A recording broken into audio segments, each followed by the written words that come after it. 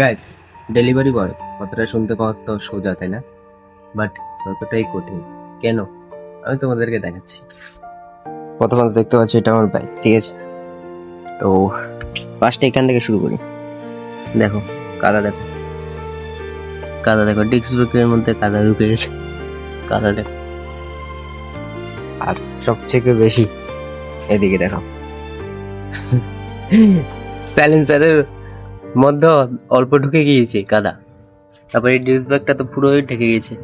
আর এইটুকু দেখো, ঠিক আছে? এখানে এখানে উঠে গিয়েছে কাদা, ঠিক আছে? এ সাইডে কাদা উঠে গেছে। সব থেকে বেশি এখানেও মিটারও কাদা উঠেছে, আমি কিছু পরিষ্কার করেছি। তারপর এই সাইডটা দেখাচ্ছি। তো এই সাইডে দেখো, দেখলে? তো এইটাই, কালকে আমাদের এখানে খুব জোর বৃষ্টি হয়েছিল। খুব জোর বলতে ভালোই বৃষ্টি হয়েছে, তার জন্য মাঠ ঘাট পুরো কাদায় ভর্তি। তো যার জন্য আমার কাঁধে ছিল ডেলিভারির ব্যাগ, তো প্রোডাক্ট দিতেই যাচ্ছে, খাবার দিতে যাচ্ছিলাম। তো তখনই এই বৃষ্টির মধ্যে একটা কাদা জায়গার মধ্যে আমার বাইকটা আটকে গেছে। টেম্পোরালি আমি জাস্ট তোমাকে বুঝিয়ে বুঝিয়ে বলি, কাদার মধ্যে যে আটকেছে, এই কাদাটা কতটুকু অব্দি আমার চাকার মধ্যে আটকালে এরকম অবস্থা হতে পারে। কাদাটা মিনিমাম, কাদাটা বলতে গেলে নর্মাল কাদা এটুকু হবে, ঠিক আছে? ওই কাদাটা এটুকু অবধি ছিল।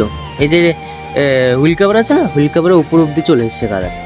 আর নিচে আমার চাকাটা এরকমভাবে ঘুরছে, ঘুরে ঘুরে ঘুরে ঘুরে এই অবস্থা হয়ে গিয়েছে। ওখানে টাইম না যাচ্ছিল, আর এখানে কাদায় পুরো চাকাটা অবস্থা খারাপ হয়ে গিয়েছে। মানে পুরো বাইকটার অবস্থা খারাপ হয়ে গেছে কাদায়।